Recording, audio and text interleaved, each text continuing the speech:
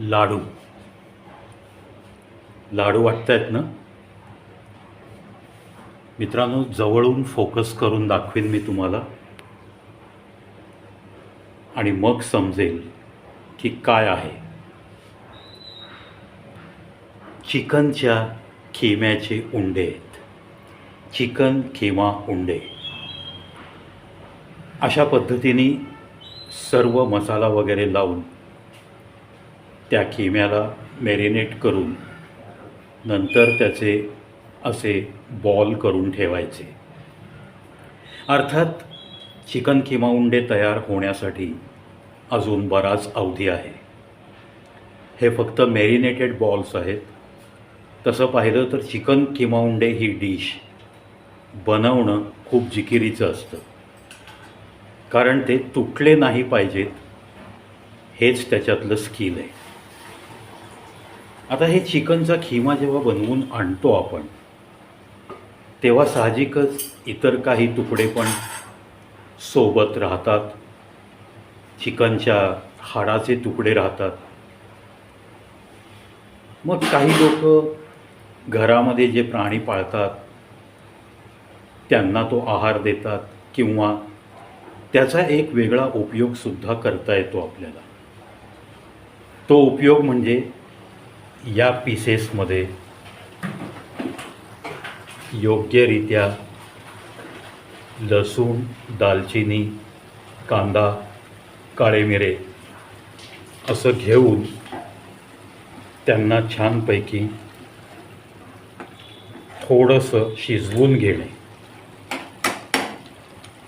आणि नंतर तुम्हाला त्याचं सूप बनवता येतं. याचा महत्त्वाचा इन्ग्रेडियंट म्हणजे तमालपत्र आणि दालचिनी, मोठी वेलची, ही सुद्धा त्या सूपला एक चांगली चव देते. अशा पद्धतीने तुम्ही एकीकडे पाणी उकळत ठेवू शकता. त्याच्यामध्ये पण जे काही तुम्हाला इन्ग्रेडियंट्स घालायचे ते घालून ते पाणी यथावकाश चांगली एक उकळी फुटल्यानंतर आणि इकडे ठेवलेले चिकनचे ते पीसेस हे थोडेसे व्यवस्थित सगळं मॅरिनेट केलेलं त्यांना नीट लागलं पाहिजे अशा पद्धतीने ते पण थोडेसे परतून झाले तुपात की नंतर आपण मग हे सगळं पाणी ओतलेलं आहे. हा आपण त्या पीसेसचा चिकनचं आळणी सूप या पद्धतीने छान सूप बनवतो आहे. म्हणजे चिकनचे खिमा उंडे करताना हे जे काही तुकडे उरलेले असतात, हाडं उरलेली असतात, त्याच्यातले सुद्धा पोषक तत्व आपण पोटात घेऊ शकतो. येणाऱ्या अतिथीला हा सुद्धा एक वेगळा आनंद देऊ शकतो. रेसिपी ह्या छोट्या छोट्या असतात, फक्त करण्याची मानसिकता हवी आणि बनवून खाऊ घालण्याची आवडसुद्धा हवी. कारण चिकन खिमा उंडे बनवणं हे असं काही सोपं काम नाही आहे. ही प्राथमिक तयारी झालेली आहे. यालासुद्धा जे जे म्हणून मसाले लागतात ते सगळे वाटण करून लावलेले आणि त्याच्यातून उरलेल्या या तुकड्यांचं, म्हणजे खिम्यामध्ये आपण हाडं घालत नाही कधी. कोंबडीची ही जी काही छोटी छोटी बोन्स राहिलेली असतात, आपण हे आणताना ती वेगळी करायची, खिमा वेगळा करायचा. याच्या सगळ्या मऊ मऊ भागाचा खिमा करून देतात. आता इकडं आपण वेलची, तमालपत्र आणि दालचिनीचं पाणी पण ठेवलेलं आहे. ते सुद्धा आपण थोडंसं ह्याच्यात यूज केलं आहे. आणि खिमा उंडे लिप्तेसे करताना ते शिजण्यासाठी जो काही शेरवा बनवला जाणार आहे त्याच्यामध्ये सुद्धा या पाण्याचा वापर होणार आहे.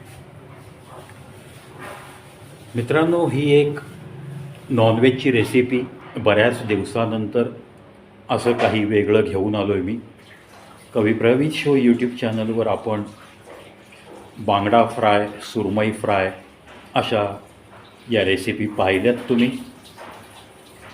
म्हणजे विविधतेने नटलेला हा चॅनल आहे असं जे मी नेहमी सांगतो, त्या विविधतेमधला हा अजून एक पार्ट आज तुम्हाला बघायला मिळतो आहे. त्या खिमा उंड्यामध्ये कलेजीसुद्धा आपण मिक्स करणार आहोत आणि पेठासुद्धा. ही रेसिपी ऑन द वे आहे. सध्या आपण फक्त सूप बनवतो आहे, कारण जे काही तुकडे आहेत ते वाया जाऊ नयेत आणि त्याच्यात असलेली सुद्धा पोषक तत्त्व या सूपच्याद्वारे आपल्याला त्याचासुद्धा आस्वाद घेता यावा, अशा दुहेरी हेतूनी आजचं हे सगळं काही नॉनव्हेज बनवणं सुरू आहे.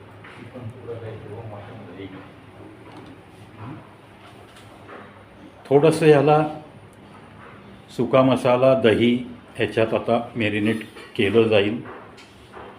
इकडं हा सूप मस्तपैकी त्याला उकळी फुटली आहे. तुम्हाला त्याचा रंग आलेली उकळी बघून कदाचित जसं माझ्या तोंडाला पाणी सुटलं आहे तसंच तुम्हीसुद्धा उत्सुक असाल. कधी एकदा हा सूप मी चाखून बघतो आहे. योग्य त्या प्रमाणात मसाले वापरायचे, त्याच्यासाठी योग्य प्रमाणात मीठ टाकणे आणि गरमागरम या सूपचा अशा या पावसाळी हवेत तुम्ही जर आस्वाद घ्याल तर आनंद तुमचा द्विगुणित होऊ शकतो. पहा, एक सुंदर त्याला कलर येत चाललेला आहे. अजून थोडा वेळ मी ते उकळणार आहे, जेणेकरून त्या सगळ्या चिकनच्या बोन्समधला रससुद्धा त्याच्यात उतरत जातो. याच आचेवरती आपल्याला थोडीशी कमी आच करून अजून थोडा वेळ आपण ते उकळत ठेवूयात. पुन्हा एकदा मी आपल्याला हे दालचिनी तमालपत्राचं पाणी उकळत ठेवलेलं दाखवतो आहे. ही आपली चालली आहे तयारी पुढच्या रेसिपीची, जे आपल्याला चिकनचे खिमा उंडे आणि कलेजी पेठा मिक्स असं जे काही आपण कालवण बनवणार आहोत, अगदी लिप्तसं, त्याला काही खूप मोठा रस्सा करायचा नसतो, तर त्याचा तुम्हाला खूप छानरित्या आस्वाद घेता येतो. महत्त्वाचं म्हणजे आज सगळं हे जे काही बनतं आहे हे सगळं तेल नाही, तुपात बनतं आहे. आणि तूपसुद्धा घरचं बनवलेल्या तुपात बनतं आहे. तेही मी तुम्हाला दाखवतो आहे. म्हणजे असं नाही आहे की तुकाराम मुंडे साहेबांनी धाड घालावी असं काही तुम्हाला कुठलेही इन्ग्रेडियंट्स इथं वापरले नाही आहेत. घरामध्ये साजूक तुपात हे सगळं बनणार आहे. आत्ता सूपलासुद्धा याच डब्यातलं साजूक तूप वापरलेलं आहे. ते तुकडे आणि थोडासा कांदा आणि मसाला परतून घेण्यासाठी तूपच वापरलेलं आहे.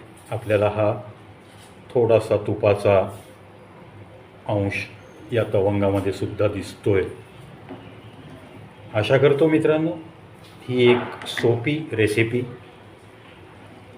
चिकनचं आळणी सूप, तुम्ही पण घरी जेव्हा चिकन आणाल तेव्हा नक्की कराल आणि आपल्या कुटुंबाला हा आस्वाद घेण्याची संधी द्याल. याच भावनेसह आणि याच विनंतीसह.